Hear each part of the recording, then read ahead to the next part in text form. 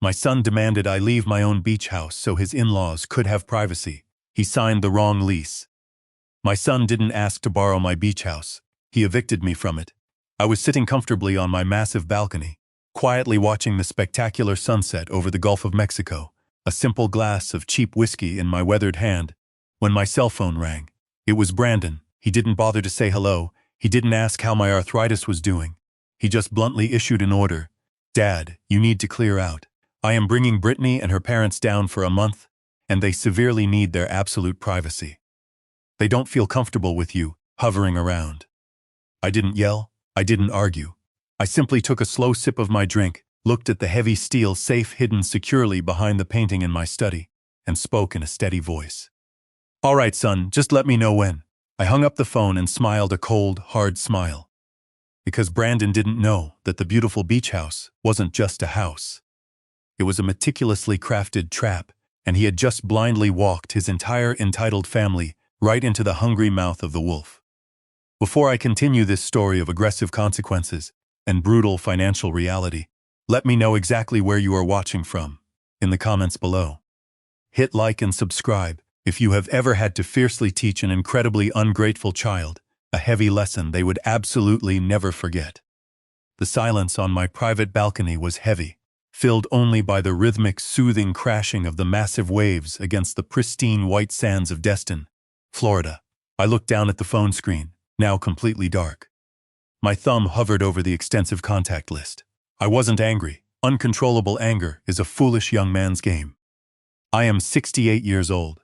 I spent 40 grueling years in Chicago construction, aggressively building massive skyscrapers and ruthlessly breaking strikes. I learned an incredibly long time ago that you do not get mad. You systematically get leverage. I firmly dialed a private number I hadn't called in 6 months. It rang exactly once. O'Malley. The voice on the other end was exactly like sharp gravel in a cement mixer. Sharp, dangerous. "It is Clint," I said. My voice was completely steady. "It is happening." Brandon called. "He wants the massive house." There was a brief pause on the other end, followed by the distinct sound of a lighter clicking and a long, heavy exhale.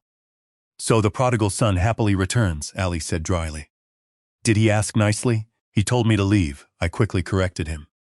"He said his snobby in-laws, Gavin and Patricia, severely need their privacy. They explicitly don't want strangers wandering in the house." "Strangers," O'Malley chuckled, a dry, incredibly humorless sound. "You physically built that massive house with your own bare hands, Clint. You paid for every single structural beam, every imported tile, every inch of heavy copper wiring. And now you are suddenly the stranger. Prepare the paperwork," I said, sharply cutting him off. "Execute Protocol 14. I heavily want the strict commercial short-term lease agreement ready by tomorrow. The specific one with the catastrophic civil liability clauses." "You are definitely going through with it then?" O'Malley asked. "No mercy?" I looked silently at the empty wooden chair beside me, exactly where my beautiful late wife Catherine used to sit. I vividly remembered how Brandon had carelessly missed her solemn funeral simply because he was on a luxury yacht trip with Brittany's wealthy family.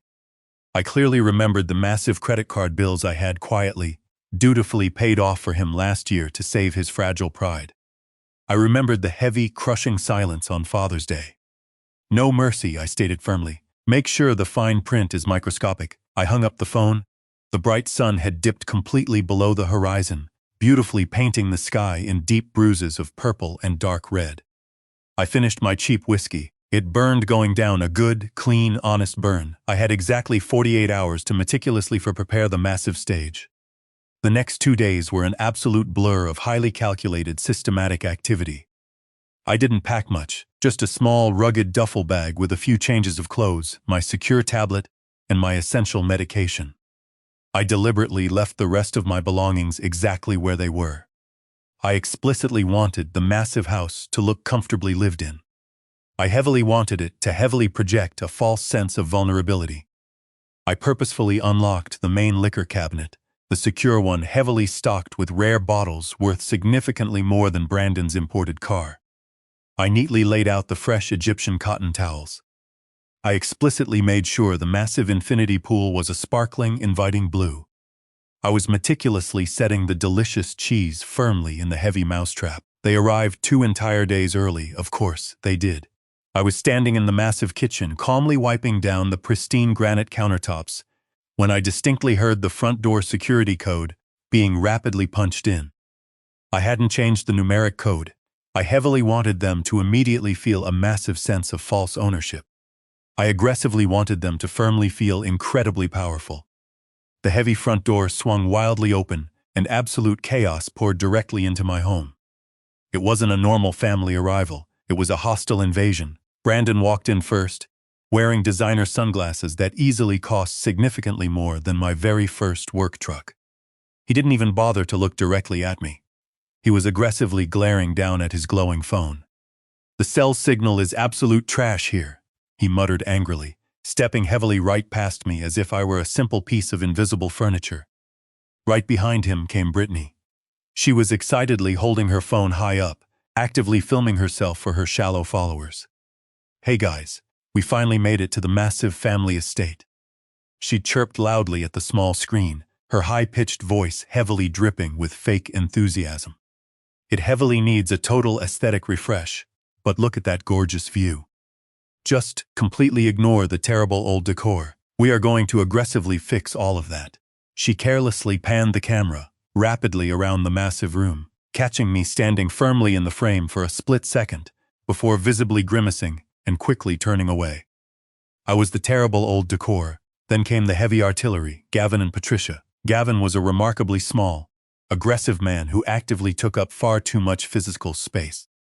He wore an expensive linen suit that was already heavily wrinkling in the thick Florida humidity. He walked firmly in, dropped 2 incredibly heavy leather suitcases directly onto my pristine hardwood floor with a loud, disrespectful thud, and looked aggressively around with a nasty sneer deeply curled on his thin lip. "This is it?" he loudly asked, his booming voice echoing heavily in the high vaulted ceilings. "I strictly thought you firmly said it was a massive villa, Brandon. This is strictly just a house. The floors strictly look like cheap laminate. It is hand-scraped teak, heavily imported directly from Indonesia," I said quietly but firmly. Gavin looked at me, visibly startled, exactly as if the large refrigerator had just spontaneously spoken. "Oh, Clint, you are definitely still here." Patricia immediately breezed aggressively right past him. She was an arrogant woman who had clearly spent an absolute fortune desperately trying to look 30 years younger and had completely failed. She carelessly threw her heavy designer handbag directly onto my pristine white Italian leather sofa. The sharp metal buckle heavily scratched the soft leather. I distinctly heard it. I registered it. I quietly added it to the running mental tab. "It smells incredibly musty," Patricia loudly announced, dramatically wrinkling her powdered nose. "Brandon, urgently tell the help to open the massive windows and quickly get my heavy bags directly to the master suite. I severely need a nap right before dinner." Brandon looked nervously at me, a brief flash of genuine embarrassment quickly crossing his pale face, but he quickly buried it deeply, under a thick layer of false bravado. "Dad," he said, his voice tight, "I firmly thought you would be entirely gone by now." "I am just finishing up," I said smoothly. I deliberately picked up a thick, heavy manila folder directly from the large kitchen island. Brittany stopped filming and lowered her phone. "Why is he firmly still here?" she loudly whispered directly to Brandon.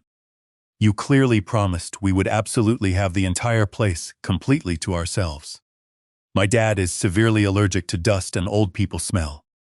I completely ignored her pathetic insult. I walked deliberately over directly to Brandon and firmly held out the heavy folder. "Before I officially go," I said, my voice entirely flat and devoid of emotion, "I strictly need you to sign this.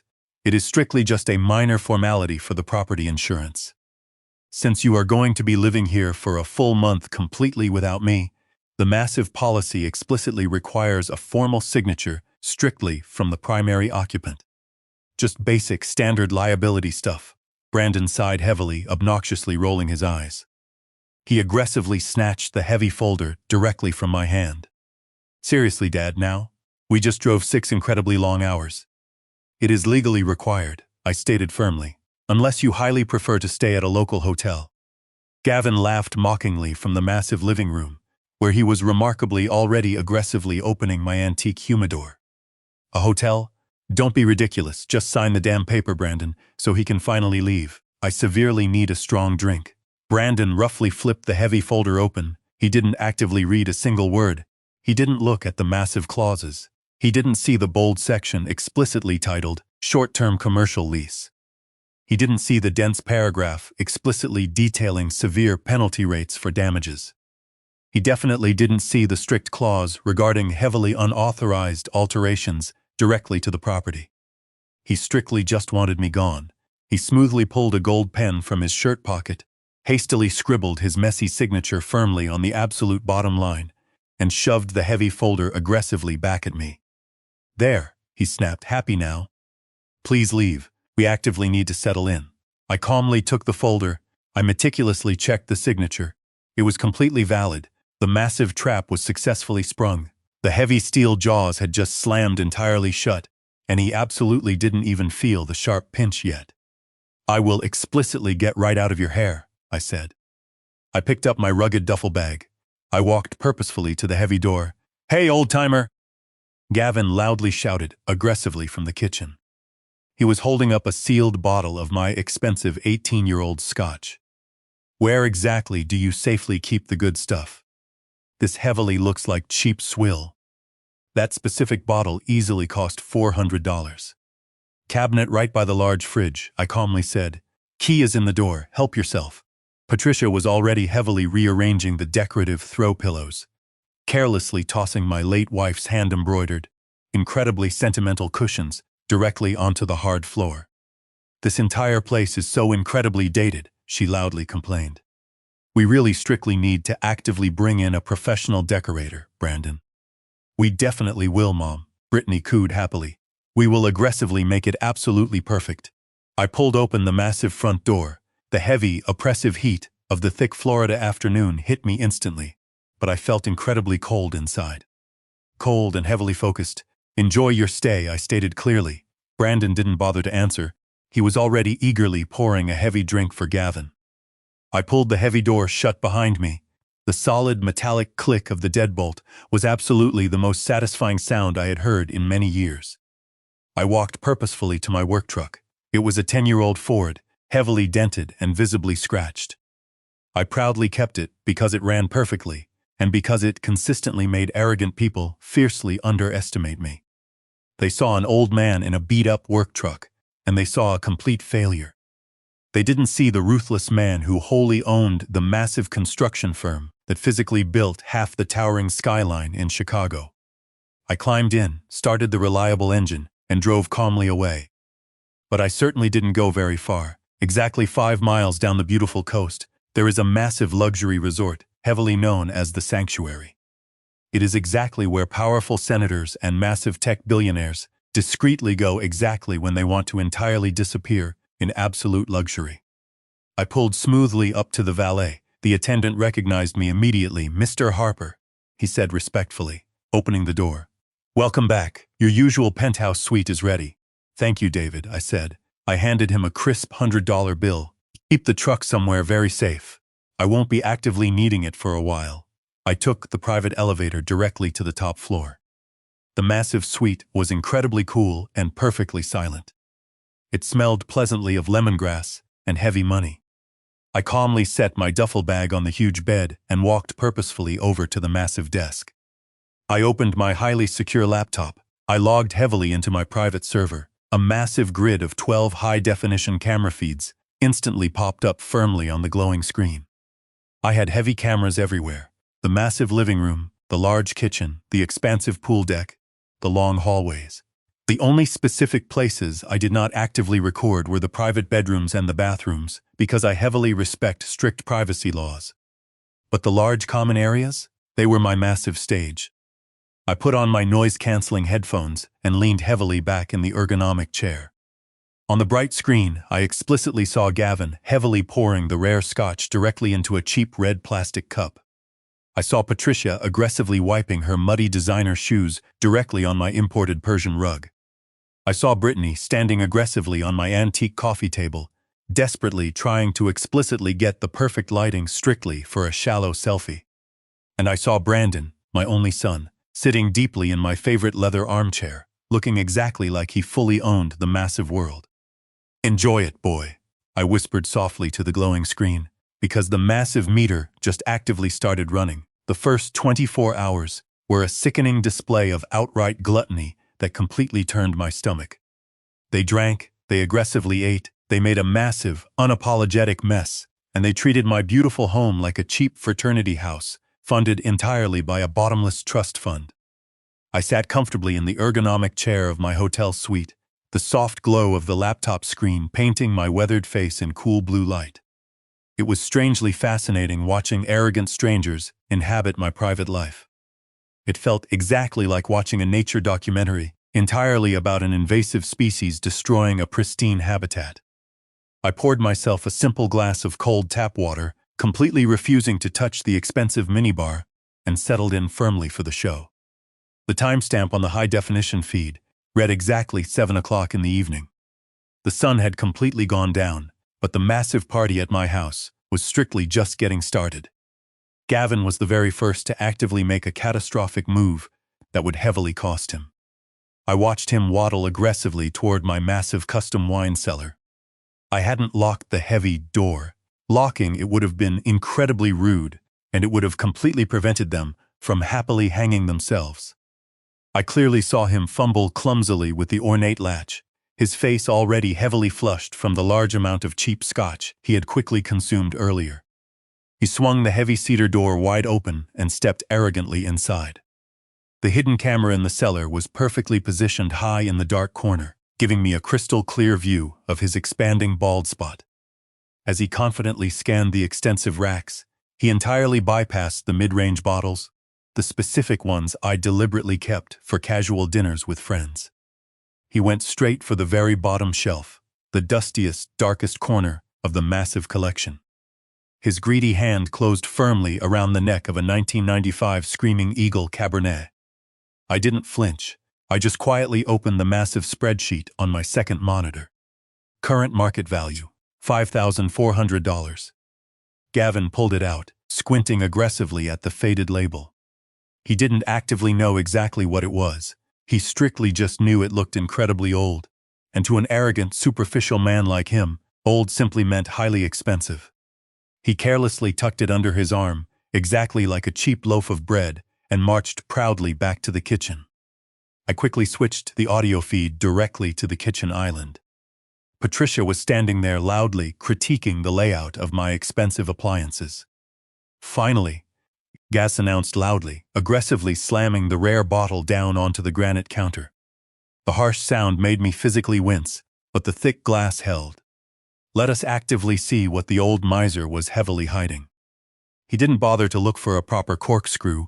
He aggressively grabbed a serrated steak knife from the block and began to wildly hack away at the thick foil. It was an absolute butchery. He completely shredded the protective capsule, then violently jammed a cheap corkscrew in at a terrible angle. I watched, entirely fascinated by his sheer incompetence. He aggressively pulled. The old cork snapped violently. Exactly half of it remained stubbornly wedged in the bottle. "Who cares?" he muttered angrily. He brutally pushed the remaining half of the fragile cork straight down directly into the expensive wine with his sweaty thumb. A magnificent $5,000 bottle of rare wine, completely contaminated with cheap cork crumbs and the salty sweat from his unwashed thumb. He heavily poured the ruined liquid directly into the cheap, red plastic solo cups they had proudly brought with them to the massive beach house. To getting the massive place entirely to ourselves. Brandon shouted happily, aggressively raising his plastic cup. To us, and to totally upgrading this depressing place. Brittany loudly chimed in. They clinked the cheap plastic cups together. They aggressively chugged the wine.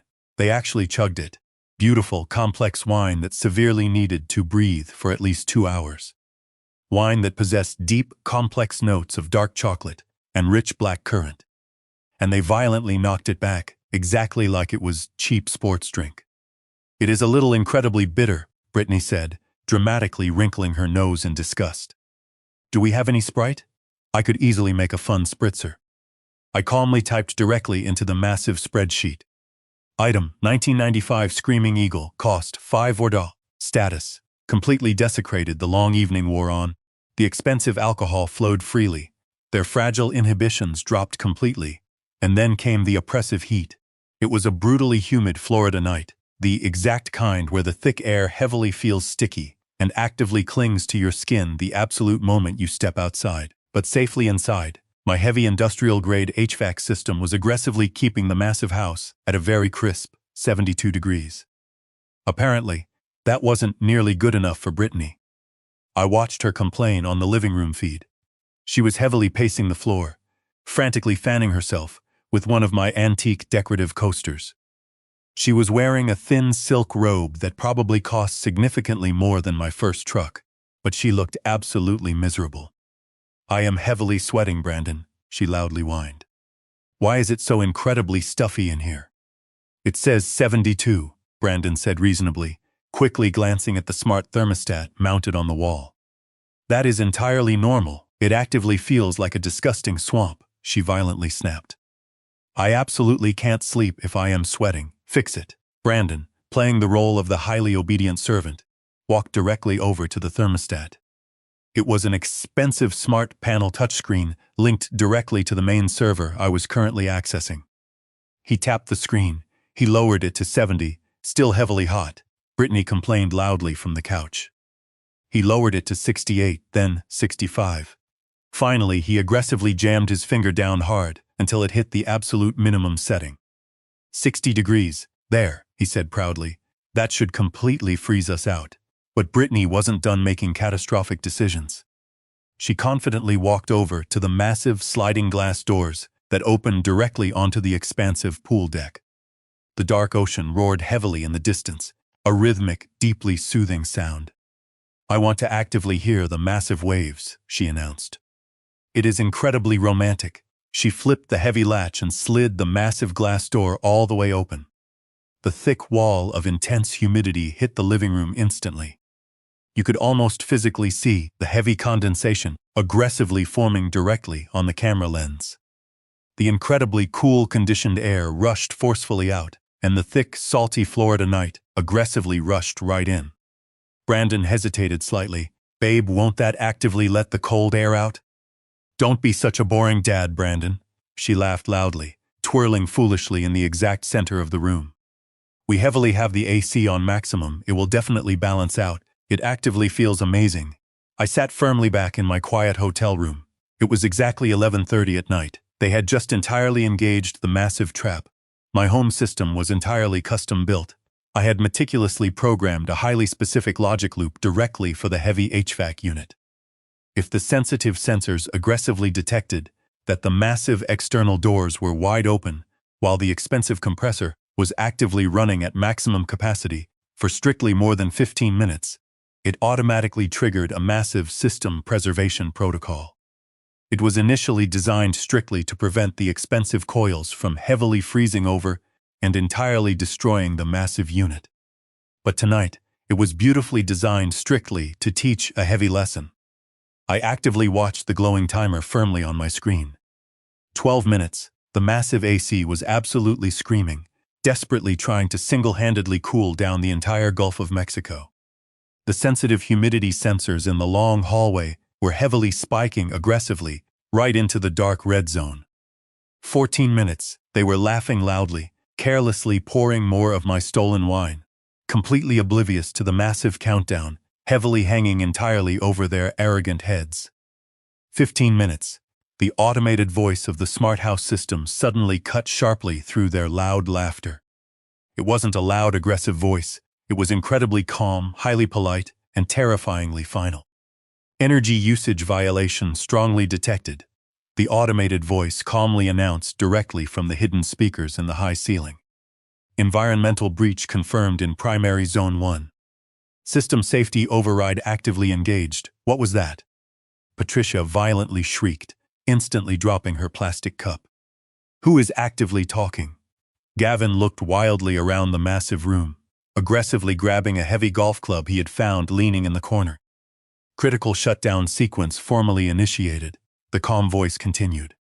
Main power to all non-essential circuits will be completely severed in exactly 10 seconds. Please quickly close all external apertures to fully restore functionality. They didn't move. They completely froze. They looked at each other, heavily confused and highly drunk. 10 seconds, Brandon looked fearfully at the high ceiling. Is that the security alarm? 5 seconds, Brittany was completely still, standing entirely dumbfounded by the open door, the humid wind aggressively blowing her hair. 3, 2, 1. The massive house violently died. It didn't just slowly dim, it violently plunged entirely into absolute, abyssal darkness. The bright recessed lighting, the glowing pool lights, the low refrigerator hum, the aggressive roar of the massive air conditioner, everything violently cut out simultaneously. The shocking silence that immediately followed was incredibly heavy, strictly broken only by the loud sound of the crashing ocean and Gavin's incredibly heavy, panicked breathing. What the absolute hell? Brandon loudly shouted. I can't actively see anything.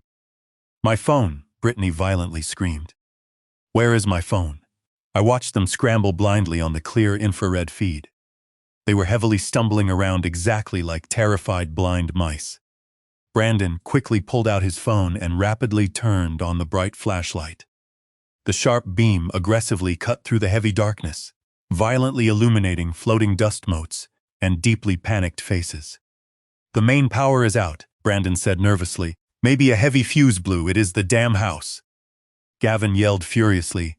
Did you heavily hear that automated voice? It explicitly said violation. What did you aggressively do? I didn't actively do anything. Brandon yelled defensively back.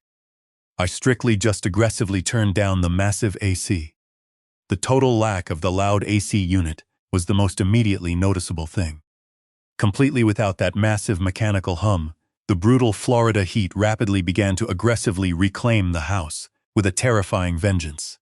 The cool air that had been heavily built up was violently sucked out the massive open door within mere minutes, rapidly replaced entirely by the stifling wet blanket of the brutal summer heat. Close the massive door, Patricia aggressively commanded. You are actively letting the huge bugs in. Brittany aggressively slammed the heavy sliding door completely shut, but the massive damage was entirely done.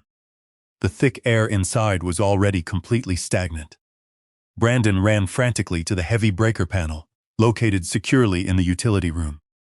I quickly switched the camera views to directly follow him. He yanked the heavy metal door violently open and aggressively shone his bright light directly on the rows of switches. They were all firmly in the on position. Absolutely nothing had tripped. This wasn't a simple hardware failure. This was an absolute software lockout. It is strictly not the breakers, he whispered softly, heavy sweat already aggressively beating directly on his forehead. It is the main system. It completely locked us entirely out. He walked slowly back to the massive living room. His family was tightly gathered, completely around the coffee table, poorly illuminated by the ghostly glow of their smartphones. Well, Gavin loudly demanded. Fix it. I absolutely can't, Brandon said weakly. The system aggressively shut down. It firmly thinks we broke a strict rule. Call your father. Patricia violently snapped. He absolutely must have a massive override code or something. I watched closely as Brandon nervously dialed my number.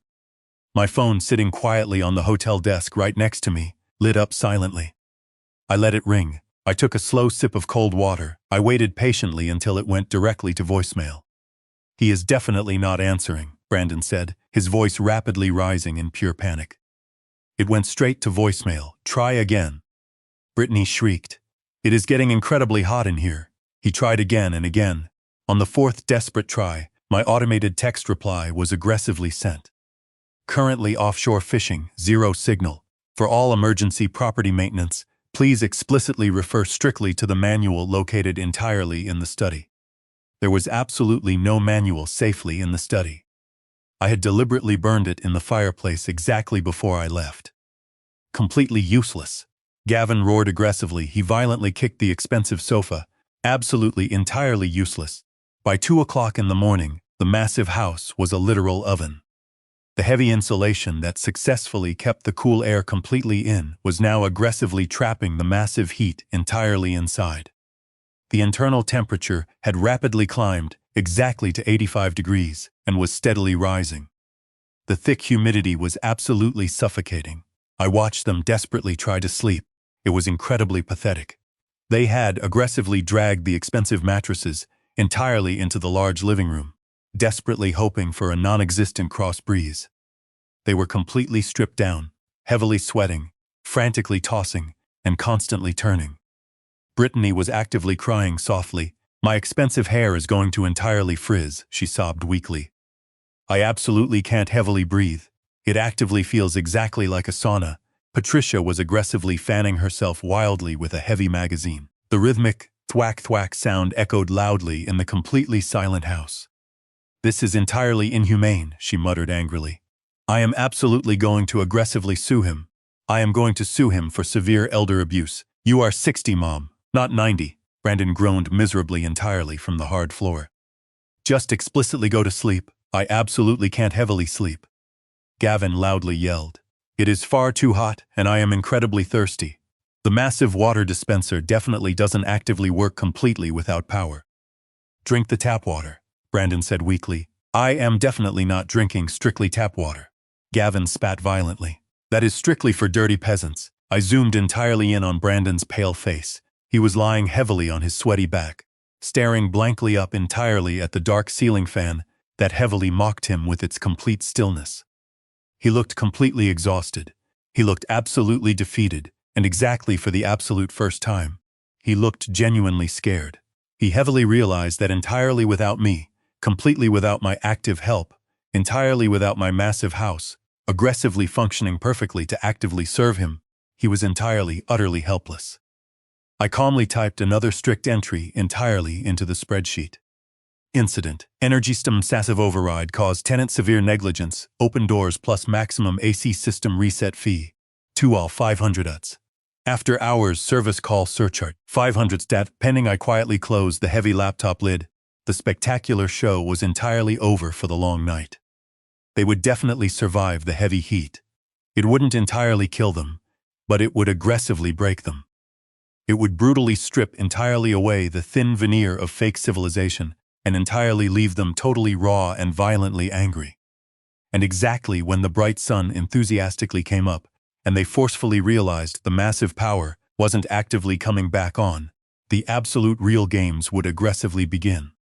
I climbed entirely into the hotel bed, the sheets perfectly cool and crisp against my skin, and quickly fell into an incredibly deep, entirely peaceful sleep. The sun rose over Destin like a heavy hammer striking a blazing anvil.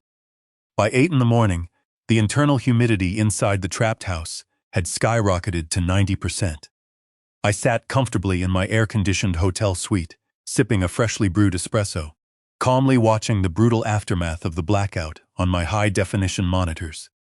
It was a scene of absolute, unmitigated misery. The beautiful people were literally melting. Patricia was sprawled helplessly on the leather sofa, a wet washcloth covering her eyes. She looked significantly less like a wealthy socialite, and entirely more like a desperate survivor of a shipwreck.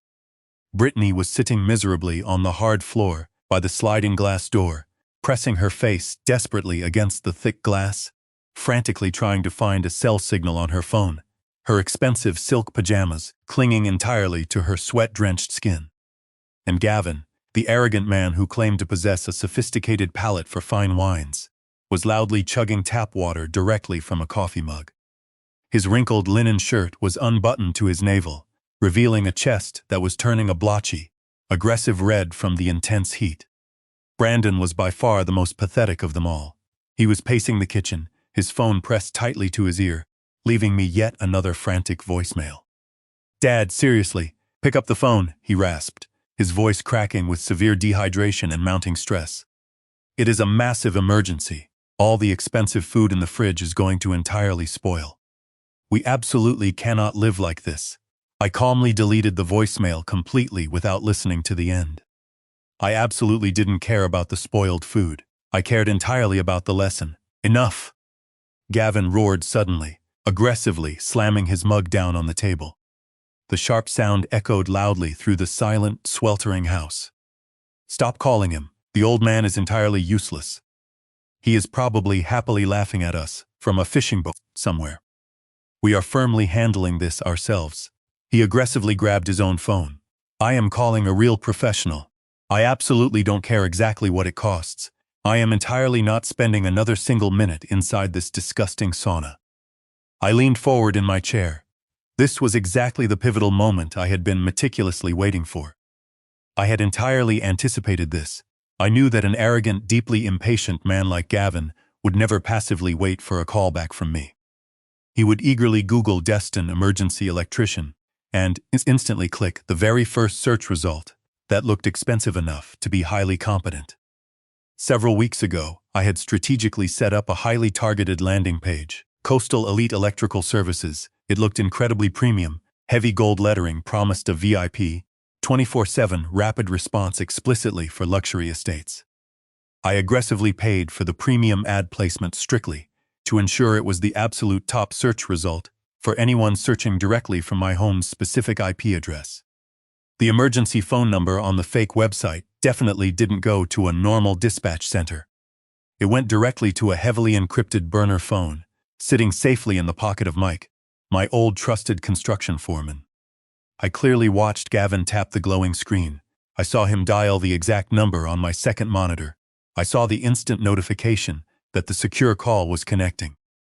Yes, Gavin barked rudely into the phone. I have a massive electrical emergency, total system failure. High-end residential property. I severely need someone here right now, not in an hour. Now. I absolutely couldn't hear Mike's side of the conversation, but I knew the exact script. He would be incredibly calm, he would sound extremely expensive, and he would promise to be on his way. Name your massive price, Gavin said, aggressively puffing out his chest, desperately trying to regain some pathetic semblance of control. Just explicitly get the air on. He hung up the phone and looked directly at the miserable family with a highly smug, unearned satisfaction. He is entirely on his way. See, that is exactly how you handle massive problems, Brandon. You don't whine pathetically to Daddy. You take massive action. Brandon looked down at his feet, deeply shamed. I tried, Gavin. I completely don't know the local area. Exactly 30 minutes later, a heavy white van with absolutely no company markings pulled directly into the driveway. Mike stepped out. He definitely wasn't wearing a neat corporate uniform. He was wearing heavy steel-toed work boots, heavily stained Carhartt pants, and a tight gray t-shirt that actively strained against biceps, the absolute size of massive tree trunks. He looked exactly like a man who aggressively fixed problems completely by breaking them first. He carried a heavy voltage meter and a massive canvas tool bag. I sent a quick text message directly to Mike. Showtime. Squeeze them. Mike walked heavily to the massive front door and pounded loudly on it, since the doorbell was entirely dead.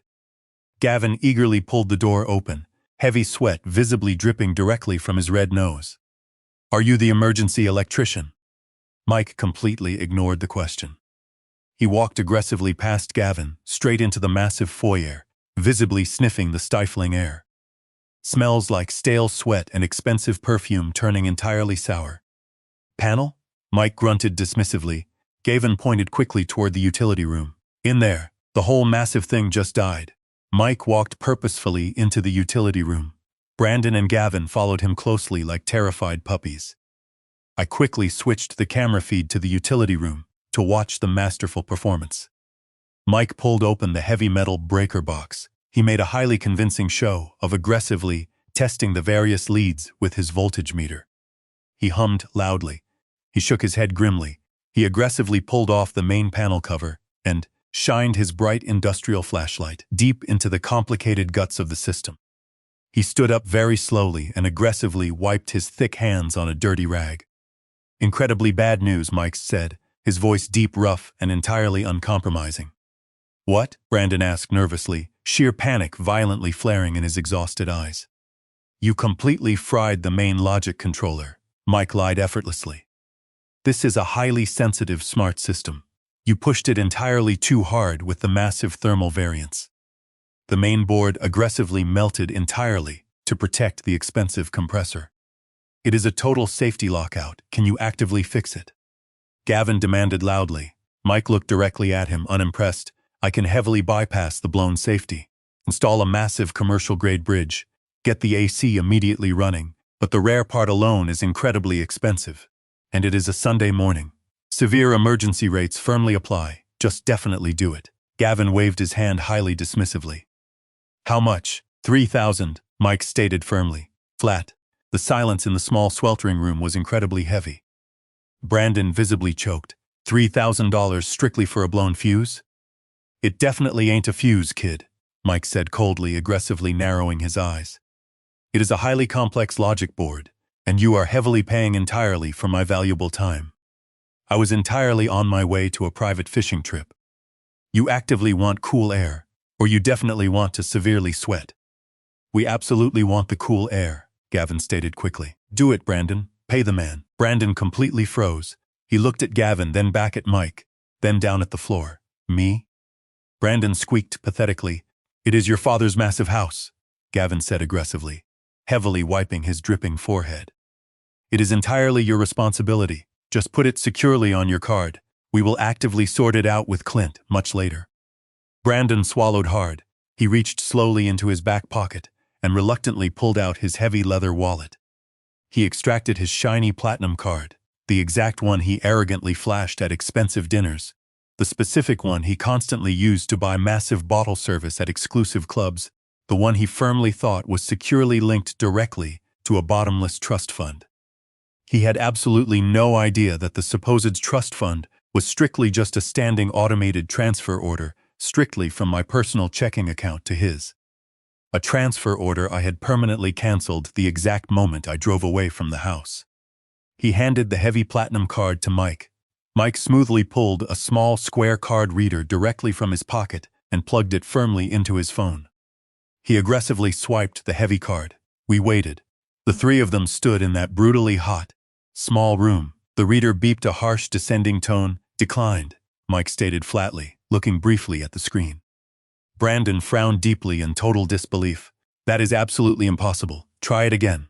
It definitely must be the terrible signal. Mike swiped it again, the exact same harsh sound. Declined. Do you heavily have another card? Mike asked coldly, clearly bored. Brandon's hands were violently shaking now. He pulled out a second card, a massive gold card. Declined. Try the Visa, Brandon whispered desperately, heavy sweat pouring rapidly down his pale face. Declined. I sat firmly in my cool hotel room, entirely watching my arrogant son completely crumble. It definitely wasn't strictly just about the money. It was the massive realization entirely crashing down upon him. He was violently realizing that he absolutely wasn't rich. I was rich, he was strictly just a pampered passenger, and I had effectively ejected him firmly from the vehicle, entirely at high speed. All those long years of heavily thinking he was a highly successful day trader, a savvy investor, a self-made man, it was all a massive lie, he eagerly told himself. His brilliant returns were strictly just the massive allowances I secretly gave him to entirely keep his fragile dignity intact. Mike handed the useless plastic cards forcefully back. Look, buddy, I absolutely don't have time for this nonsense. Cash, or I walk right now. I absolutely don't have 3,000 in cash. Brandon yelled, his voice cracking violently in pure desperation. Gavin stared at Brandon. The deep look heavily plastered on his red face wasn't pity. It was absolute disgust, pure, entirely unadulterated contempt. You are completely broke. Gavin stated firmly. It wasn't a question, it was a severe accusation. It is entirely a banking error. Brandon stammered wildly. My massive assets are heavily tied up entirely in crypto. Crypto? Gavin scoffed loudly. He turned aggressively to Mike. Wait right here. Gavin stormed violently out of the utility room. I quickly watched him on the hallway camera. He went directly into the guest bedroom and aggressively dug frantically through his heavy suitcase. He pulled out a leather toiletry bag. Inside, securely hidden beneath a false bottom, was a thick roll of $100 bills. This was incredibly interesting. Gavin and Patricia had explicitly filed for total bankruptcy exactly 5 years ago. They publicly claimed to be completely destitute. They lived entirely with Brandon rent-free, strictly because they were temporarily illiquid. Yet here was Gavin rapidly peeling off crisp Benjamins directly from a massive stack that clearly looked to be at least 10 grand. He marched violently back to the utility room. He didn't look at Brandon, he looked directly at Mike. Here, he snarled aggressively. rapidly counting out the heavy bills. 1, 2, 3, 33,000, just fix it. Mike calmly took the heavy cash. He meticulously held each bill slowly up to the flashlight beam, explicitly checking the secure watermark. It was a slow, entirely deliberate insult. Looks real, Mike grunted. He shoved the massive wad of cash securely into his heavy pocket. Then he turned aggressively back to the open panel. He definitely didn't install a massive part. He absolutely didn't replace a fried logic board. He simply reached deep directly into the box and completely flipped a single, small, hidden toggle switch that I had personally installed precisely for exactly this very purpose. It was a manual hard override strictly for the system lockout. The entire system hummed loudly. A single second later, the heavy clunk of the massive compressor, forcefully kicking in, echoed loudly from outside. Incredibly cool air instantly began to hiss aggressively from the ceiling vents. Done, Mike stated. He slammed the panel closed. That was it? Brandon asked, his voice incredibly small and weak. You literally just flipped a simple switch. I explicitly knew exactly which switch to flip, Mike said coldly. That is exactly what you heavily paid for, specialized knowledge. He walked aggressively out of the small utility room, forcefully brushing right past Gavin. Receipt? Gavin demanded loudly. Mike laughed, a deep, heavily mocking belly laugh. Emergency calls are entirely off the massive books. Pal, no receipt. He walked purposefully out the front door, climbed directly into his van, and drove rapidly away. I quickly opened my secure spreadsheet. Income, $3 cash source. Gavin's highly secretive bankruptcy stash. Allocation, massive beer money entirely for Mike. Inside the massive house, the incredibly cool air was rapidly returning, but the heavy atmosphere was significantly colder than liquid nitrogen. Brandon stood frozen in the kitchen, helplessly holding his completely useless credit cards. Brittany walked heavily in, looking vastly relieved that the AC was finally blasting. Finally, she sighed deeply. Good job, babe. She went to enthusiastically hug him, but Gavin aggressively stepped firmly between them. He absolutely didn't pay for it, Gavin stated, his voice incredibly icy and filled with absolute disdain. I did. Brittany looked entirely confused. What? Why? Brandon heavily has massive money, apparently definitely not. Gavin sneered. His heavy cards were entirely declined. All of them. Brittany stared at Brandon, her eyes narrowing violently in suspicion. What exactly do you entirely mean, declined? You strongly think Dad completely froze the primary accounts, Brandon whispered helplessly. He absolutely must have direct access to the joint trust. He completely cut me off. Joint trust? Gavin laughed, a harsh, highly barking sound. You explicitly told me it was your massive money, Brandon. You entirely told me you were a senior partner in his massive firm. You explicitly told me you were completely self-made. I heavily am, Brandon protested weakly. He simply handles the financial back end. You are a pathetic allowance boy, Gavin spat aggressively.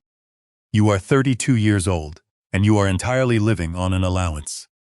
And now Daddy has completely taken away the heavy keys entirely to the massive kingdom. The truth was finally out, completely exposed in the harsh, cold air of the kitchen. Brandon was absolutely nothing without me, and they all finally knew it. The very next morning, the real, unapologetic destruction finally began. Patricia aggressively decided that my master bathroom simply wasn't spa-like enough for her elevated tastes. She heavily filled the massive jacuzzi tub completely to the upper rim, poured in exactly half a bottle of cheap bubble bath, and lit heavy scented candles entirely everywhere.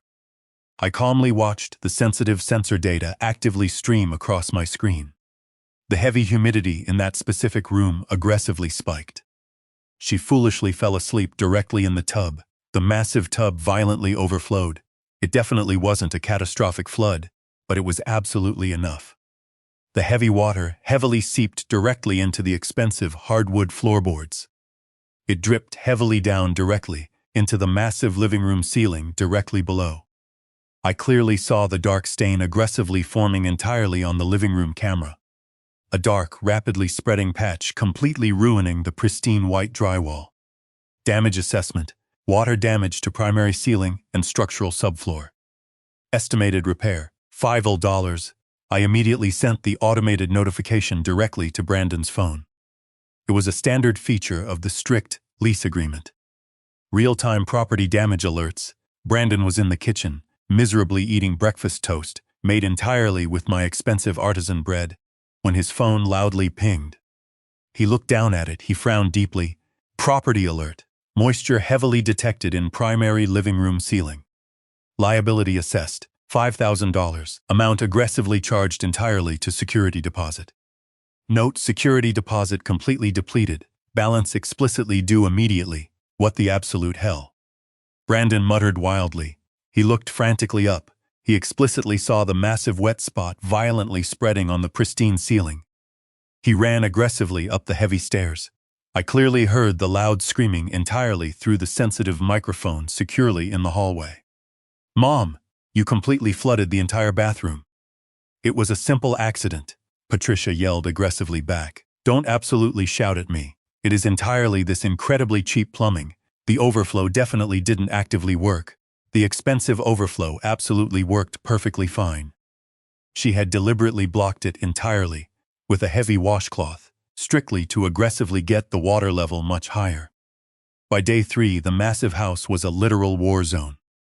Brittany had foolishly invited her incredibly rowdy friends completely back. They were heavily drinking directly in the infinity pool. One of them, a wildly drunk guy aggressively named Chad, foolishly decided it would be hilarious to violently throw a heavy metal pool chair completely into the deep end. The heavy metal chair violently hit the expensive underwater light. Crack! The bright pool light instantly went totally dark. Massive shards of broken glass drifted dangerously into the pristine water. Property alert. Structural damage aggressively detected to massive pool shell. Severe safety hazard. Pool completely closed. Estimated fine, $2,500. Brandon's phone loudly pinged again. He was heavily pacing the massive kitchen, his hair completely messy. Incredibly dark circles, aggressively forming completely under his exhausted eyes. "Make it actively stop," he whispered desperately to the glowing phone. "Just make it absolutely stop." But I definitely couldn't actively stop. I absolutely wouldn't entirely stop. They were violently tearing my peaceful life completely apart, piece by massive piece, and aggressively blaming me entirely for it. Gavin was absolutely the worst. On day 4, he aggressively ran entirely out of my stolen liquor. He actively started aggressively, looking heavily around entirely for incredibly expensive things to rapidly sell. I clearly saw him firmly on the hidden study camera. He was aggressively looking entirely at my private collection of highly antique watches. I had a heavy display case securely mounted firmly on the wall. He violently tried the strict lock. It was completely secure. He heavily picked up a massive solid brass paperweight from my antique desk. He looked cautiously around the quiet room. He firmly thought he was entirely alone. He violently smashed the thick glass. My heart rate monitor securely on my wrist violently beeped. I felt a massive surge of pure unfiltered adrenaline. He reached aggressively in and violently grabbed a rare 1960 Rolex Submariner. It was the exact specific watch I proudly bought exactly when I successfully made my absolute first $1 million in Chicago. He aggressively shoved it completely into his pants pocket. I definitely didn't actively send an automated alert this time. I definitely didn't quickly send a warning text. I carefully saved the high-definition video clip. I actively backed it entirely up heavily to 3 different secure servers. This definitely wasn't simple civil liability anymore. This was a severe felony, absolute grand larceny.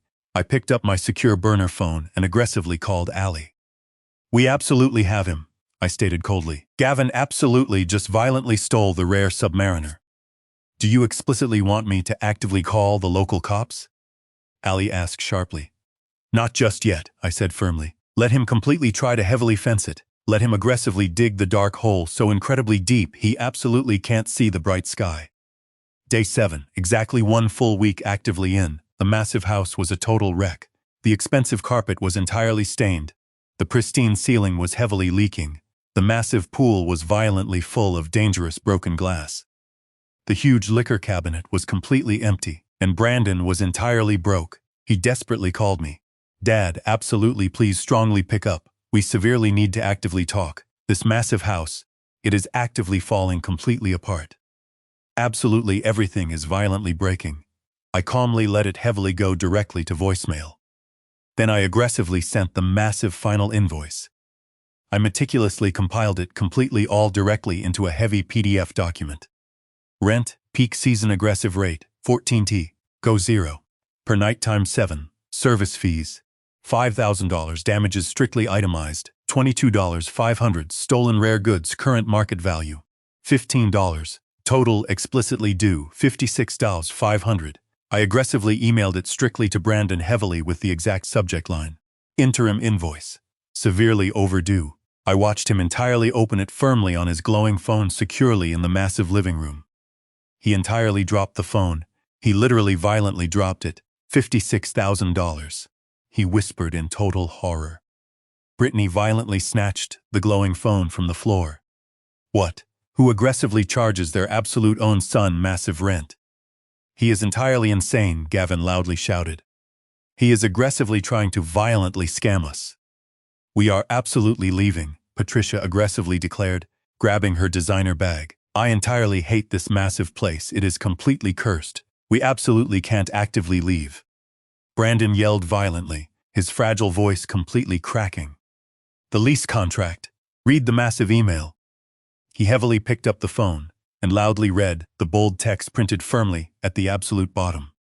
Failure to actively settle the massive interim balance completely within exactly 24 hours will aggressively result strictly in immediate, forceful eviction and massive civil litigation. Heavy property liens will be aggressively placed completely on all guarantor assets. Brandon definitely didn't absolutely have massive assets. But he had foolishly, aggressively put Gavin and Patricia strictly down explicitly as formal guarantors completely on the initial insurance form, the actual massive lease agreement, entirely because he firmly thought it actively him made us aggressively look incredibly impressive. Gavin violently snatched the phone. He aggressively read the strict clause. You explicitly put my exact name completely on this? He roared violently. You explicitly told me to quickly sign it. Brandon screamed aggressively back. You explicitly said it was entirely just for insurance. I calmly watched them violently turn entirely on each other. It was exactly like heavily watching starving rats violently fighting deeply in a dark bucket. Gavin violently shoved Brandon. Brandon violently shoved aggressively back. Brittany screamed loudly. Patricia aggressively threw a heavy ceramic vase violently against the wall. It was actively time to entirely end it. I texted Mike, go, and I calmly texted my old friend, Sheriff Miller. It is entirely time, Jim. Exactly 30 minutes later, the massive flashing blue and red lights aggressively illuminated the dark driveway.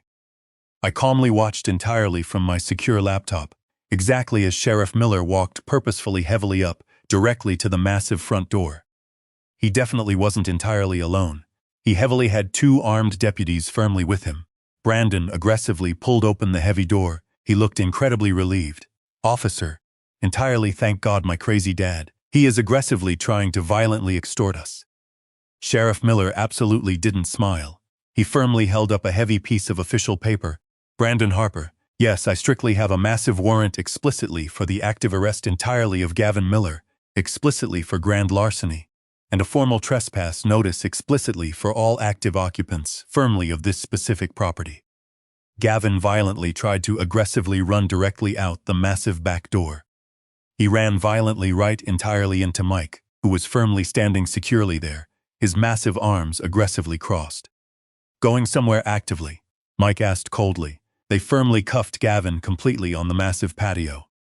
They actively found the rare Rolex securely hidden deeply in his leather shaving kit. They aggressively dragged him firmly out, directly past the watching neighbors. Patricia was loudly wailing. Brittany was actively live streaming it entirely, desperately crying heavily for public sympathy, strictly until the armed deputy strictly told her to aggressively put the phone entirely away, or she would entirely be heavily next. Brandon stood completely alone entirely in the massive driveway, hopelessly watching his arrogant father-in-law violently get aggressively shoved deeply into a federal squad car. He looked desperately entirely at the stern sheriff. Where is my dad? Sheriff Miller looked entirely at him, entirely with pure, unadulterated disgust. Mr. Harper is safely at a highly secure location. He actively asked me to explicitly give you exactly this. He handed Brandon a single, sealed, heavy envelope. Brandon quickly tore it actively open. Inside was a cashier's check entirely for exactly $10,000, and a strictly handwritten note. For your massive divorce lawyer, you are absolutely going to heavily need it. I quietly closed my secure laptop lid. I calmly took a slow sip of cold water. The massive house was completely destroyed. It would heavily cost me exactly 50 grand entirely to actively fix it completely. But actively watching the toxic, arrogant sludge violently get completely flushed entirely out of my peaceful life. Absolutely priceless. I stayed comfortably entirely at the luxury resort strictly for another entire week. I happily got an expensive massage. I actively ate massive lobster. I actively slept entirely like a perfectly innocent baby. When I finally drove calmly, completely back directly to the massive house, it was entirely quiet. I walked slowly through the massive ruins, the heavily stained carpet, the violently broken glass, the aggressively scratched countertops. I aggressively hired a massive construction crew. We completely gutted it. Entirely new expensive floors, totally new pristine paint, completely new designer furniture. I aggressively erased every single lingering trace entirely of them. Exactly 6 long months later, I entirely got a long letter directly from Brandon. He was miserably living completely in a tiny, cheap studio apartment. Brittany had violently left him exactly when the massive money completely ran entirely out. Gavin was aggressively doing exactly 2 hard years entirely for federal theft. Dad, the desperate letter sadly said, I am entirely sorry. I absolutely didn't fully know. I calmly tore the heavy letter completely up and aggressively threw it entirely in the trash. He definitely knew. He absolutely just didn't entirely care, exactly until it violently cost him absolutely everything. I sat comfortably completely on my rebuilt massive balcony, quietly watching the spectacular sunset. My cheap whiskey tasted absolutely better than entirely ever before. Sometimes you aggressively have to absolutely burn the entire massive house, completely down strictly to actively get entirely rid heavily of the destructive termites. And absolutely sometimes the entirely best massive view is exactly the quiet one you happily enjoy completely alone. Thank you entirely for actively listening closely to my story. The strict journey has been incredibly difficult, fraught directly with absolutely unimaginable profound pain and deep betrayal. But I completely emerged directly on the other side, completely stronger, wiser, and absolutely free. If you firmly find yourself entirely in a strictly similar heavy situation, actively facing the completely heartbreaking deep deception, entirely of those you completely deeply love and firmly trust, heavily remember my exact words. Do strictly not ever let them firmly break you. Do not absolutely ever let them steal your absolute dignity. Heavily fight back aggressively, with completely everything you actively have, and completely absolutely never ever surrender your massive power directly to exactly those who actively seek firmly to aggressively destroy you. The heavy massive entire world is absolutely full completely of ruthless predators, waiting patiently entirely in the dark shadows, aggressively masking their completely true massive intentions entirely behind incredibly fake forced smiles and completely empty hollow promises. But you are absolutely completely not a weak victim. You are a massive, incredible survivor. You completely possess the absolute massive unwavering strength entirely to heavily weather the fierce storm, the incredibly deep courage firmly to aggressively face the absolute truth, and the complete absolute heavy resilience strictly to successfully carefully actively rebuild your entirely amazing beautiful life firmly directly strictly from the incredibly cold, dark heavy absolute entire ashes. I am definitively, completely, absolutely forever Clint Harper. I was exactly a deeply loving father, a highly incredibly absolutely entirely deeply, incredibly deeply, strictly totally incredibly completely absolutely ruthless corporate shark, and a fierce man who refused to passively fade away. I played the game, I set the trap, and I won the ultimate victory. Not with simple money, but with profound truth, unyielding justice, and the fierce determination to officially secure my life. Stay strong, stay vigilant, and never let anyone see you bleed.